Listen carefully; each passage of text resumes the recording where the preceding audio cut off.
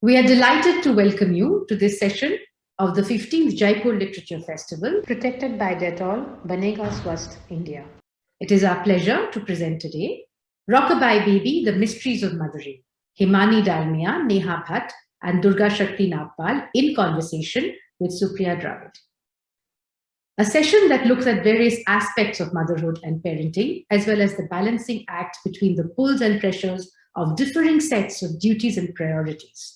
Himani Dalmia and Neha Bhatt have authored the book Sleep Like a Baby, which discusses, among other things, why babies don't sleep away from their mothers for most of human history.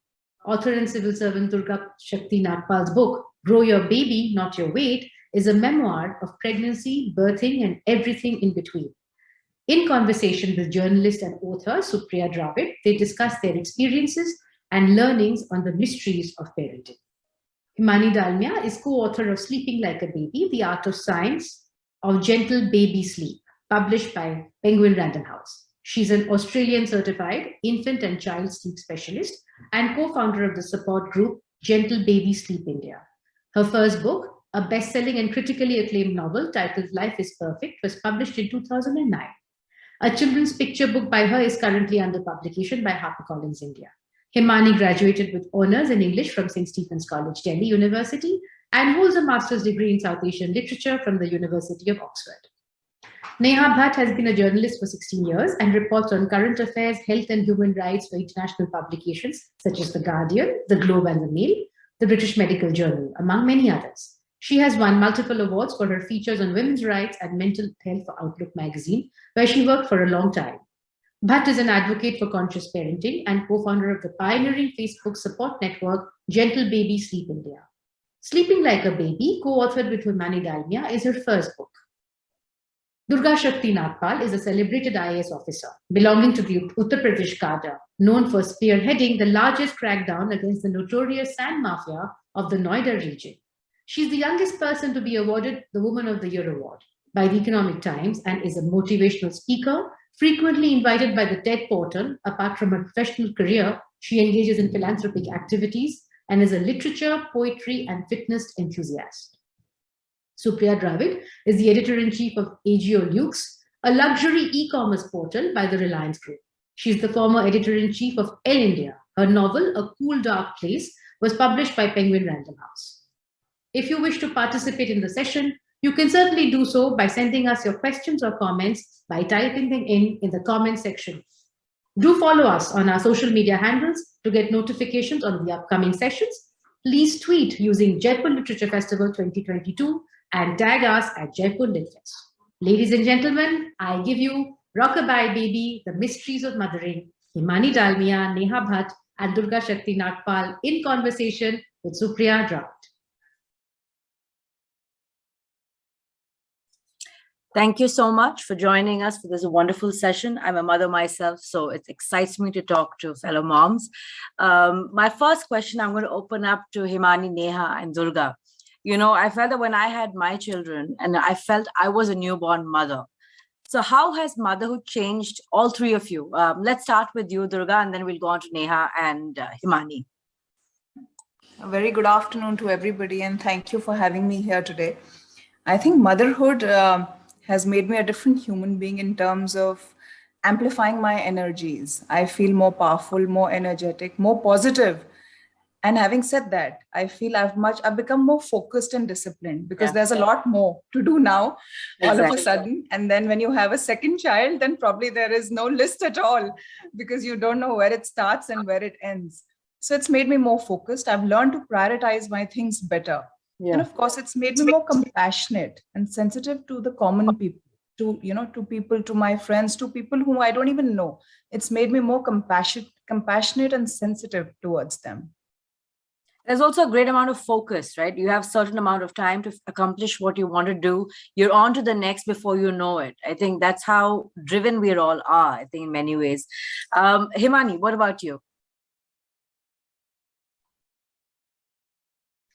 Thanks, Supriya, and it's wonderful to be here. I think I agree. I think that motherhood almost rewires your brain, and there are studies that have been done that have shown that women actually become more efficient And especially when you're talking about rejoining the workforce, there's this myth that if you take this 2 or 3 year break, right, and rejoin the workforce after that, you might be rusty or you might be out of touch. But in fact, that's not the case, because you've actually picked up so many new skills and multitasking skills, and you've actually become much more efficient and much more able to problem solve.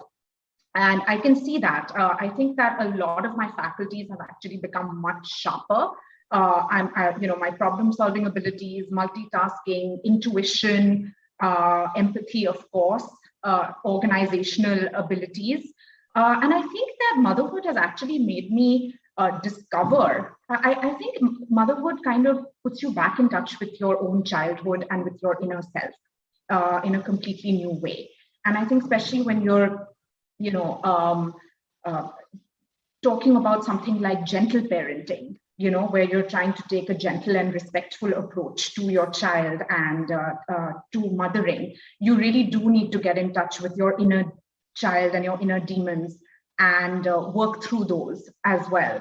So I think that it's been an amazing rediscovery of myself, to be honest. There's a great amount of unlearning as well, right? I mean, when you say rewiring and, and about rejoining the workplace, I also feel that one of the reasons why we're also so clued on is because we don't sleep. We're on, at the service of our kids, trying to figure out what you're doing, what you're not doing right, what you're doing correct, trying to find the balance that in the process, while you're reading, researching, you end up, you pretty much know what's going on. You're not living in a little cocoon. Neha, I'd love to have your perspective as well. Thank you. It's a pleasure to be here, and I agree with all of you. I feel like a completely different person as well. In fact, I feel like a different person every year. I think the person I was in the first year when my son was born isn't who I am today. And I just keep wondering, what was I even doing before I had my son? What was I doing? Everything else is a fog before, right? Seriously, I think that was one big party. But now I think one is just doing so much is happening all the time, professionally, personally. Every week, there's a new challenge. There's something new to unlearn. And like Himani mentioned as well, just going back to my own childhood with every response that I see, whenever my son is going through something, how I respond to it takes me back to so many memories, and just kind of sifting through them, unlearning the conditioning that I have had, and just taking the good and the bad and sort of trying to do the best you can. And certainly I think I've never felt more alert in my life. I feel like always on. I think that's one thing that I struggle with. You pretty much feel like something is going on in your head all the time. But yeah, it's an exhilarating experience, as exhausting as it is. And, I like to think of mothering like the seasons, there's always the liveliness and the color of spring, and, there's the harshness of summer, some grief, some of loss of autumn, and, some of the deep discomfort of winter. And I think you can go through these moods all in the span of a day. So yeah, that's how I feel today as a mom. Beautifully put. And I want to ask you a question that I used to get asked a lot. I still do. When you have a career and you have work, you have, the trials and tribulations that come with it, travel, all of that. People used to ask me, is there something like a work-life balance? And I'm just like, no, it's just about life balance. The three of you have had, stellar careers. And I'd like to ask you, how do you approach it? Because at some point it's a bit irritating, right? Like when you say, what is work-life balance? Because no one really asks men that. But I'd like to start with Durga, given, the kind of work that you do and the time, effort, mind space that it occupies. How do you really, I wouldn't like to use the word balance, but how do you see through all of that? Your daughters in the day, your workforce in the middle of the day, then you come back, and then, I'm sure you get back to work after they go back to bed. How do you sail through all of that? It comes with its own challenges, but I'd love to hear your point of view. Yeah, I think it's very true, Supriya. When you become a mother, it's like, a roller coaster ride. There's one roller coaster, which is a career. There's another one, which is one child. And there's a third one, which is the second child. So you're just shifting from one roller coaster to the other. But I feel that, when you're passionate about something, be it your career or your motherhood, your children, your family, or anything that you're doing in life, it could be anything, not even just career or being a mother. If you're passionate about it, then that balance is not something that you have to really strive for, or you don't really have to work explicitly for it. It's something that, naturally falls in place because you're not, doing some kind of a compartmentalization, that fitting things into, slots. There's everything that you're doing all the time, literally. So even though I'm at office, I'm thinking that has my head child eaten food or not, or has she come back from school? Has she sat down to do her homework? And then when I'm at home, I'm also jotting down my points for the next day. I'm attending phone calls and thinking of my files and meetings and discussions. So it's all happening parallelly. But when you're passionate about something, you enjoy doing that. So even though you are a mother, you look forward to your career. And no matter how responsive and hardworking you may be in your career, you look forward to being a mother. It's very complementary. At the end of the day, it falls in place. Some days are better, some days are even better. So you keep trying. Every day is new. Like Neha ji also said, she feels different every year. So it's like that. I mean, you keep, it's a hit and trial. You keep doing new things, and it keeps working better and better for you. Well said. What about you, Himani?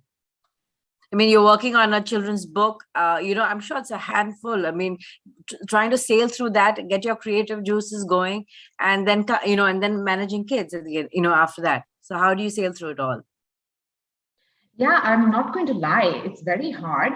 When my first daughter was born, I was actually, I had been working for 10 years in one of my family companies, which was a food business, and I was heading that business. So it was a sort of 9 to 5, or rather actually 24-hour corporate. Right. And I've always been writing, but this was my sort of day job at that time. And, of course, before your baby is born, you think, oh, 3 months, I'll be back at work. Or you think like max 6 months, I'll be back at work, because you have no idea. And then when the baby arrived, I realized, 3 months, 4 months, 6 months, 8 months, I'm not being able to go back to work here, because, and although it was my own company, so I had worked out a sort of flexible way of working. I took my baby with me to work. I created a little nursery for her there. She would nap there, or I would have meetings at home. I kind of tried to keep it going, but I did not return to work full force. It was like a couple of hours a day that I was being able to do this. And I think that, there is this question around whether mothers can have careers. But I think I'd also like to put forward, the alternate view, which is that it's also okay for mothers to take a break. Yes. There is this pressure to have it all, and this sort of angle that like you're letting down feminism and women if you take a break. And that's not necessarily the case. I would say that I have 2 children, born 2.5 years apart. And I think I can safely say that for about 3 years, I wasn't really working. I was pottering around. I was trying to do a little bit here and there, but I wasn't really working. And I felt a lot of angst about it sometimes. But I also realized that this is actually what I wanted to do. I wanted to be extremely hands-on. I wanted to, manage my children's sleep and enjoy their toddlerhood and their babyhood. And I just, my husband and I were both extremely hands-on. And I actually think that in many ways that break enriched me. Nice. And I think that it kind of sometimes gives you a chance to reevaluate things, even start a new chapter in your life. So for example, now I am writing, of course. I've kind of gotten back in touch with a lot of my writing. And I've also begun this professional sleep counseling practice, which was a subject that I only became interested in and passionate about after my own babies were born. And I'm now, also studying other aspects of early childhood development, which is a completely new chapter for me, but something that I'm enjoying so much, right? And I think that it's also okay to kind of reevaluate things and maybe even go down a different path after mothering full time for a certain amount of time. So I think that I think that both ways, it's okay to not immediately return to work. It's okay to choose a different path. And it doesn't mean that if you choose to be a full-time mother for a while, or a 90% full-time mother for a while, it doesn't mean that your life, you'll never go back to working, or it's in your whole life, what is 2 years, what is 3 years, right? Yeah, I think so it's very that's how fair. It's quite fair. And I think when you throw that sort of energy out into the universe, things do come to you when you're ready to receive it, whether you're ready to accept that or not. And I think I really connect with what you said, because I did that too. I took a 2-year break, 2.5-year break. Then my second child was born. And then before I knew it, I went back to full-time, very demanding roles.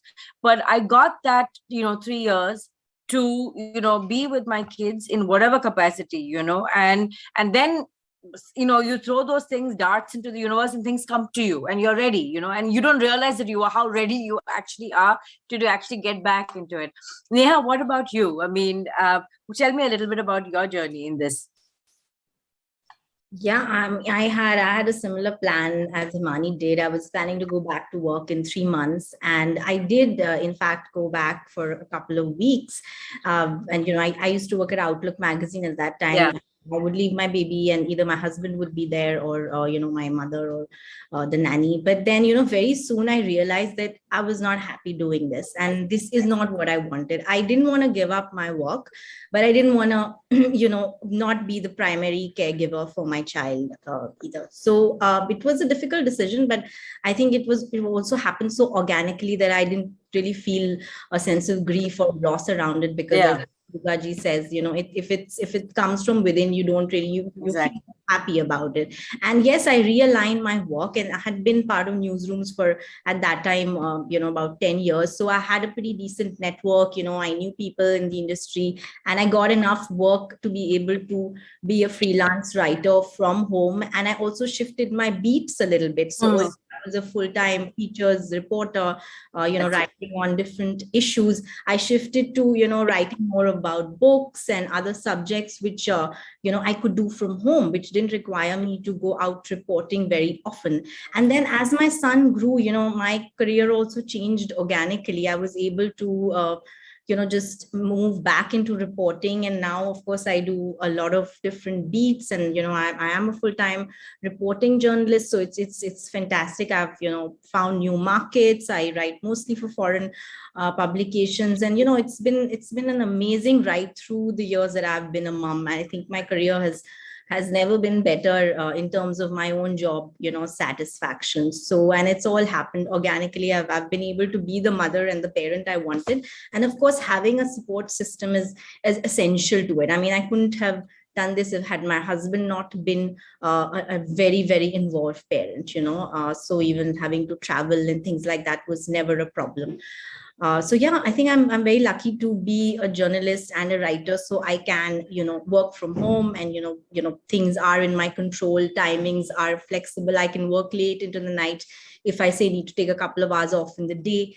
So that way I've been very lucky, and that's been my journey. Durga, I want to ask you a question. I mean, I want you to talk a little bit about why you wrote your book. Tell us a little bit about it. No, that's a favorite question of my publisher too, because they wanted me to write about Sand Mafia. And when they got to know that this is the book, they said, this is no connection with Sand Mafia at all. Are you the same person, or is there some kind of big confusion? So this was, I just had my second baby. She's turning 5 months now. And when I was in the last trimester of my second pregnancy, I felt that I've been able to replicate some very simple practices during both my pregnancies. My elder daughter is 6.5 years old. And as a result of these simple practices, my pregnancy journey was very exciting, was very smooth, and a healthy and happy one. I mean, we all would agree that pregnancy comes with its challenges. Even a normal pregnancy is not really normal. Every day there is some new thing, from nausea to acidity to bloating to, mood swings to gestational diabetes to anything. Something new crops up every day. So I've been, trying to do certain things which made my journey much healthy and happy. I could have 2 normal deliveries. And I felt that if one can curate, not completely, but at least to a large extent, a healthy and happy pregnancy, then writing about it would probably help so many other people do the same. Having said that, I feel that, the bodies of a woman are born perfect. I mean, the nature has created them with perfection. That's why we are able to give birth. Of course, after some time, the other gender might also be able to give birth. But for the present time, there is some perfection, some extra element to the female body. If nature has created your body with so much of perfection, then why not have a pregnancy or the act of birthing with similar perfection? That means that it is something that can be achieved, can be targeted, can be strived for. So this is like a myth buster, the book, that a woman is not in a weak condition when she is pregnant. Generally, people say कि औरत जब माँ बनती है तो कमजोर होती है, वो ध्यान रखो, ध्यान से पियो, बैठो.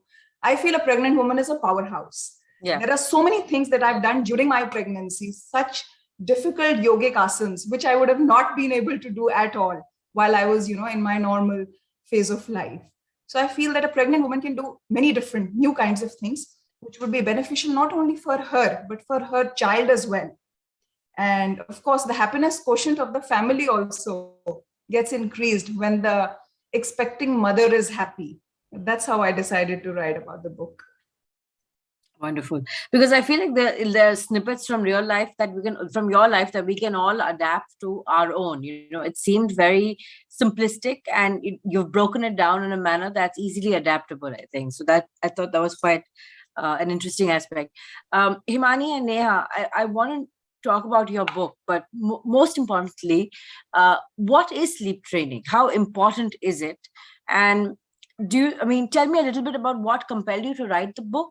And also, I don't think as an audience, and I could be wrong here, whether we really know what sleep training is. We hear about it, but tell us what prompted you to write about it in such a detailed, meticulous fashion.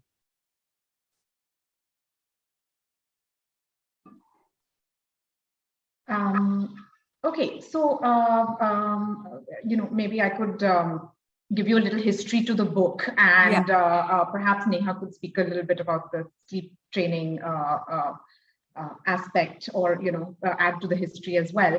But in a sentence, I just want to clarify that the term sleep training could be is a sort of blanket term, and it usually refers to Western practices of allowing a child to cry and self-soothe to sleep, whereas what Neha and I, recommend is a more biologically normal practice. It's more about understanding the natural sleep rhythms and being quite responsive to the child, and it's more like sleep management or sleep parenting. But the basis of this idea is that babies sleep in a particular way, and the early years of parenthood, as I think I all 4 of us would know, see a lot of sleep deprivation for the parents. There are sleepless nights, naps not happening, baby waking up several times at night, and then toddlers, bedtime battles, things like that. This goes on for the first 3 or 4 years of parenting, and it's quite hard on both the baby and on the parent. But the reason for this is that as parents, we don't actually know very much about how babies sleep. Babies sleep in a very particular way. They have a very particular sleep biology. And in modern life in particular, we've sort of moved very far away from how babies naturally sleep. So we wanted to shed some light on this. When my first daughter, Devika, was born about 6 years ago, The first few months were okay, but when she was about 4 months old, she hit this notorious 4-month sleep regression, which is this sort of developmental leap and sleep disturbance phase that babies go through.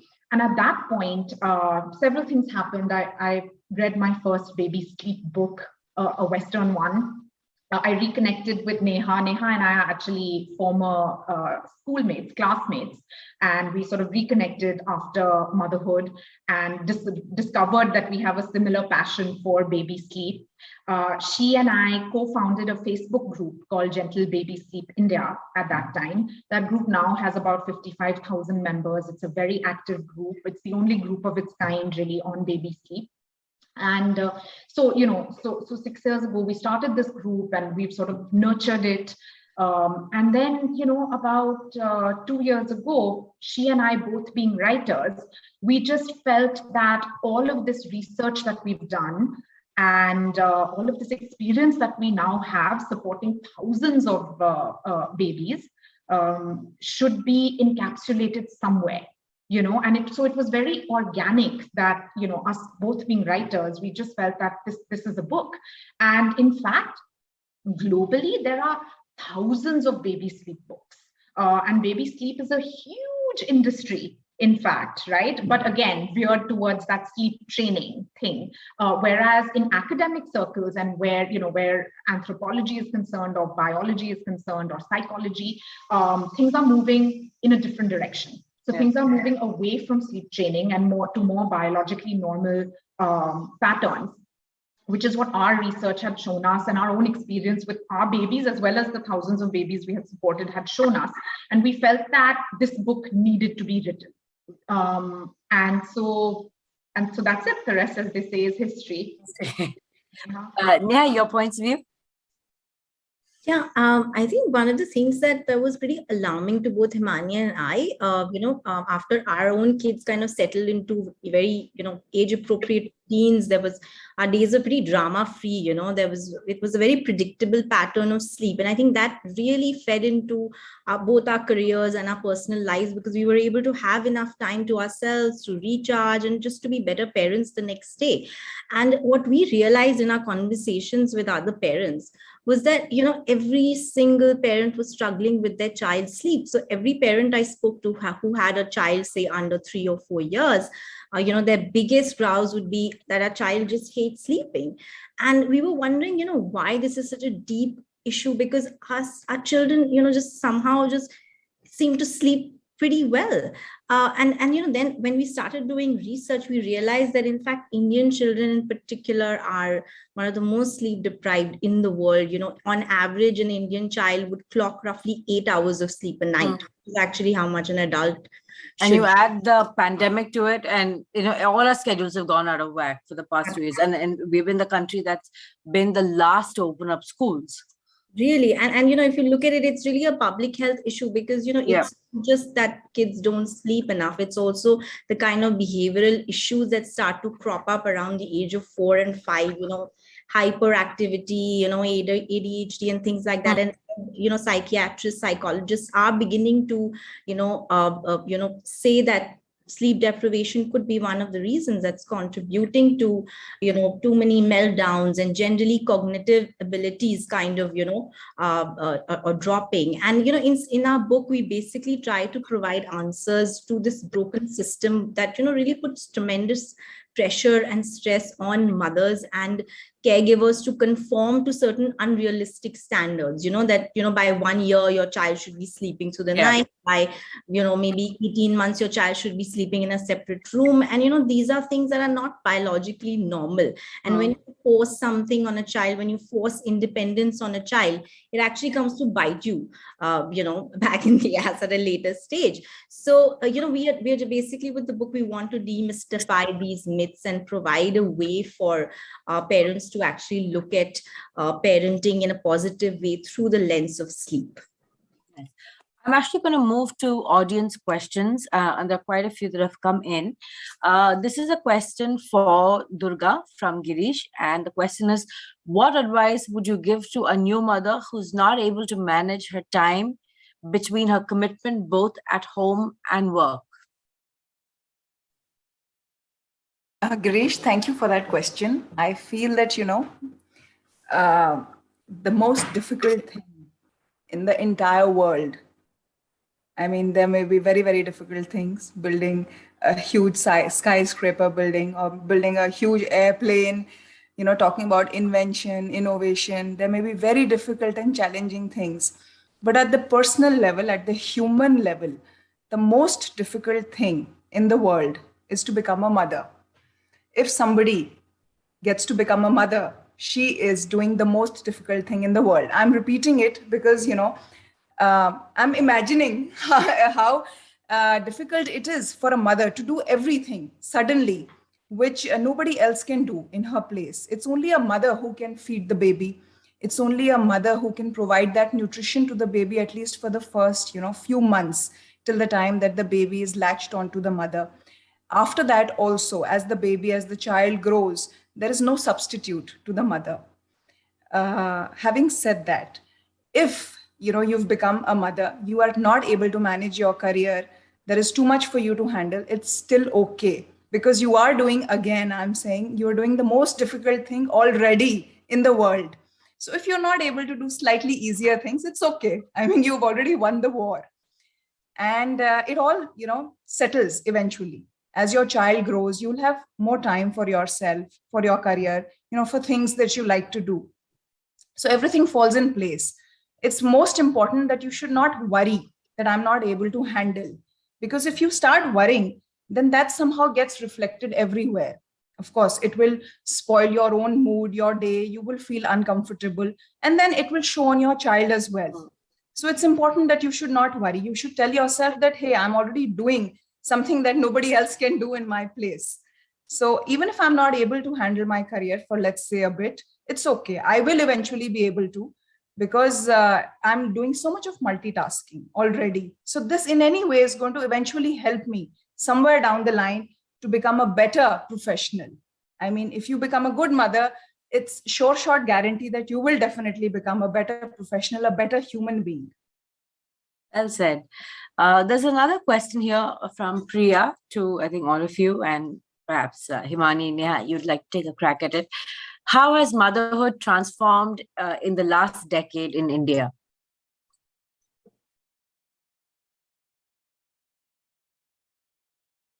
Neha, would you like to go? Yeah. That's a great question. I think, yeah, it really is. I mean, before I became a parent, I really had very little idea of what parenting really is. And at that time, I think, the fact that the virtual world has opened up so much has absolutely, in some ways, at least for a certain section of society, transformed parenthood.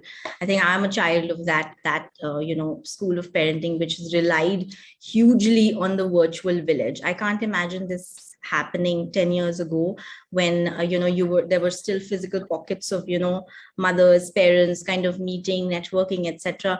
But now, of course, I have learned so much from parents across the world in different corners of the country. I mean, it's just amazing how much there is out there for you to actually be able to find your own village, your own set of parents, who may have similar styles of parenting, so that you don't really have to rely on outdated advice and outdated ways of parenting. I think however, it kind of even changes as you grow, as you for example, today, if my son is close to 8, and the kind of groups that helped me when my son was younger is, of course, it does change as my son grows as well.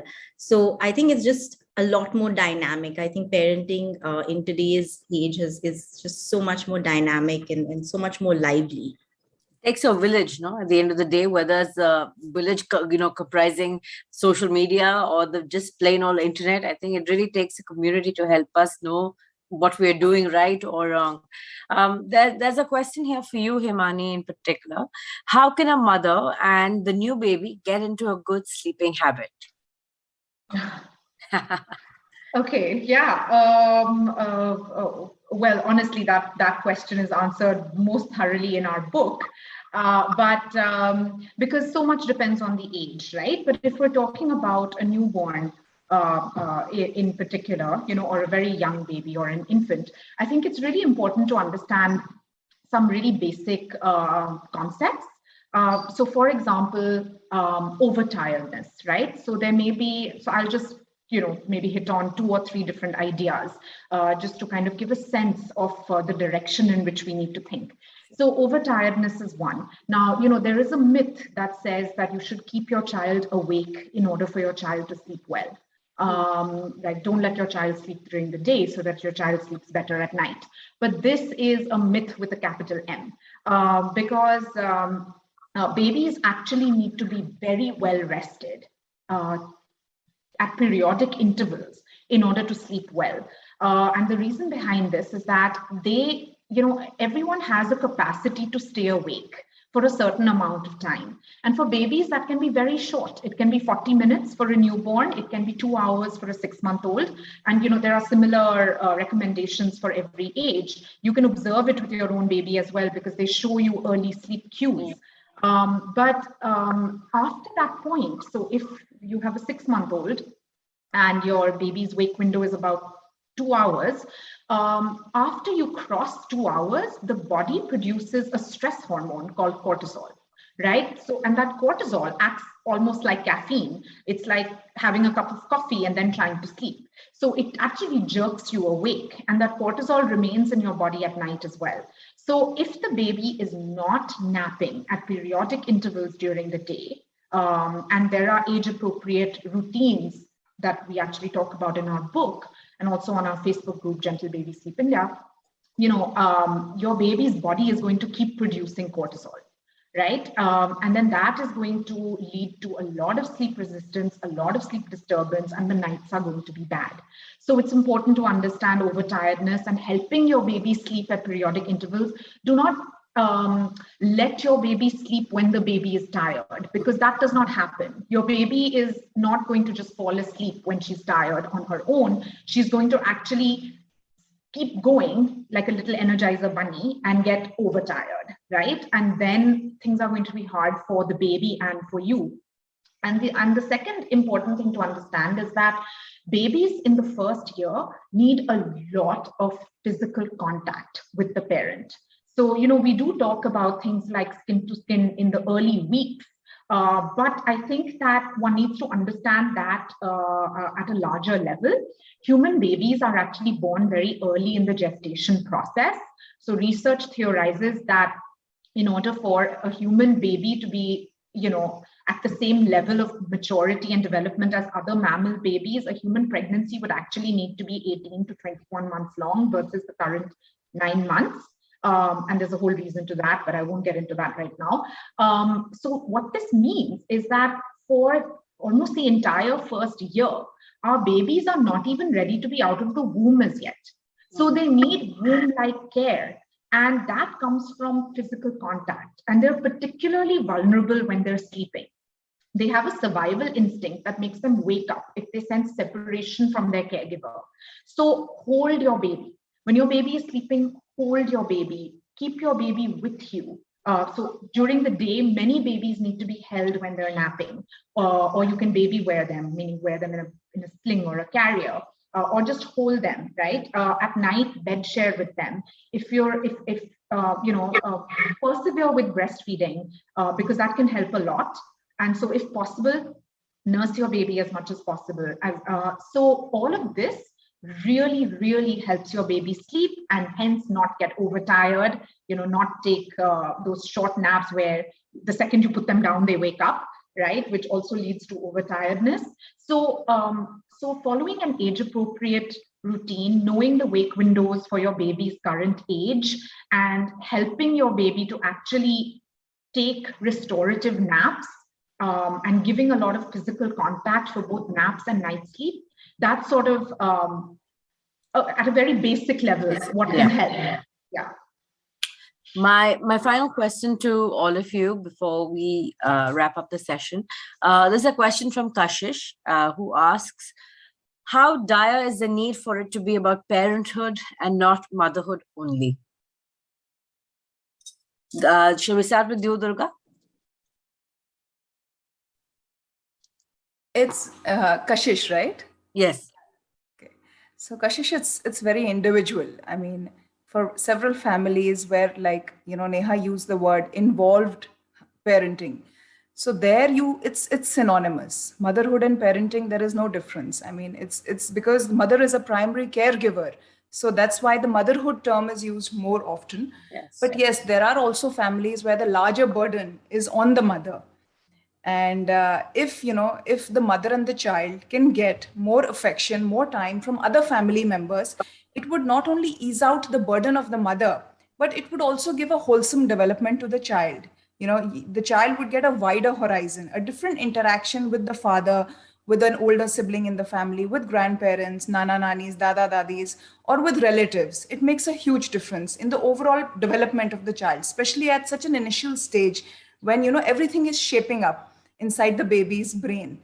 So yes, even though a mother is complete caregiver, but to ease out her burden and to give a bigger, wider perspective to the child's growth, I feel that an overall combined parenting concept needs to be given a lot of push in a society, especially like ours, where it's easily possible because we have relatives all around. We even though we may be living in nuclear families, but we have relatives, we have joint family structures. So this is something that needs to be institutionalized in the, primarily in the attitudes first, that take care of a child is not just the responsibility of the mother.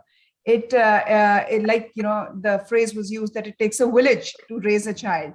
That needs to come in our attitudes also, especially of the family members and of everybody who's wanting to contribute in some way or the other in the growth of a child. But in the end, I would also like to say one thing, that it should be out of the heart. It should not be as if you are doing something externally to help somebody, be it the mother or the child. Because when you are contributing towards the growth of a child, then you are helping yourself. You are creating a finer human being, a better product of your own family. So it should come from within. It should not come as if I'm doing. It should be something that is very necessary. And if you do, you will make a better future for yourself and for your family. Well put. Himani and Neha, any closing thoughts? Like Durga said, I think it's a very personal thing and works differently for every family. Yeah. Certainly, mothering has been for so long over romanticized and wrapped in layers of sanctity and morality, which is just and made so gendered that you kind of forget there's a person behind that, and that person can be a father as well. So certainly, I mean, at least in our setup, I think my husband is the more nurturing one of the two, and is a more natural parent. I'm the more studied parent, I think outside of the phase of breastfeeding, I think parenting is I mean, I don't see a gender there at all, and I think it's important for the child to see those roles blurring, to see those roles coming from both the mother, the father, any other caregiver in the family as well. And I think that's how it just passes on, and we make that the norm. Yeah, well put. Himani? I do feel that parenthood, and not just motherhood, is the future. I think, so it takes a village to raise a child, of course. And in the absence of those villages, as we move towards more and more nuclear setups, it's really the two parents, whoever they are, the mother and the father, or two mothers or two fathers, or even if it is a single parent with one more support of some kind, perhaps a grandparent. I think that it's definitely helpful to the family to have ungendered multiple parents. I think in my own case, it's definitely been parenthood and not motherhood. I think, of course, paternity leave in India is, and unfortunately in many parts of the world, but in India, it's yet to catch up with this idea. My husband just took regular leave, and he managed his work in such a way that he could be there in the initial months, especially with my first daughter. And that really, I mean, it was very important to us to be able to do it that way. And we were definitely equal parents, even while I was, I would breastfeed, but my husband would do everything else. And we would just be in it together. When my second daughter was born, I think that took things to the next level because, they were 2.5 years apart. So my first daughter was really still a baby when the second one arrived. And that's really when the adult child ratio in the house went out of the window. And, my husband really needed to become the primary caregiver of one of the older ones so that I could handle the younger one. And also, the other way around, like he needed to also handle the baby so that I could still be with the toddler. And so at that point, I think with 2 children, parenthood becomes extremely important. And even, and I think that it's very reassuring to the child as well. Even today, my toddler will often say, if she's doing something and, I'm busy, nearby, but busy doing something. And she says, Mama, I want you. And I say, okay, I'm just completing this and coming to you. She'll say, okay, then Daddy, I want you. I need a parent, or the other way around. So she will very easily say, I want one parent with me, and it's very equal the way that she views us. And I think that has helped the whole family, honestly. Yeah.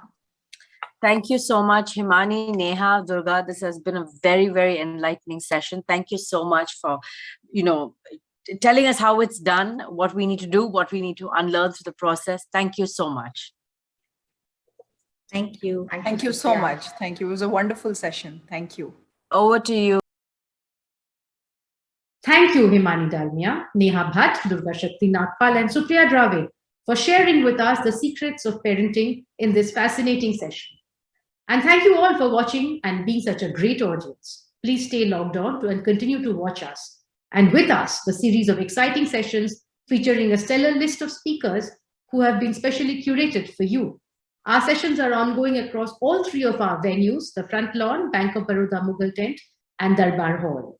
This session will be followed by our Writer's Short series. Stay tuned for our next session. Thank you.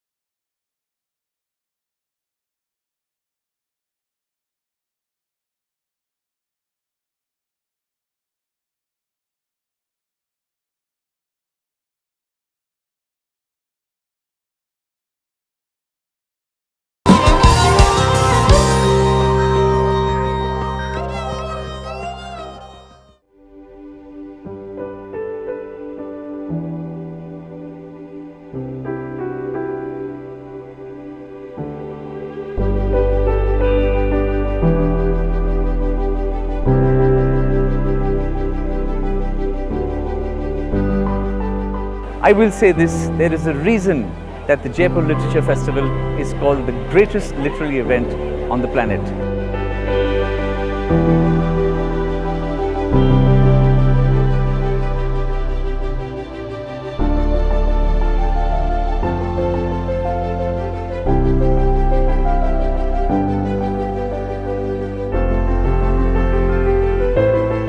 It was nothing but magical. I guess that's the best word that I can use, is magical.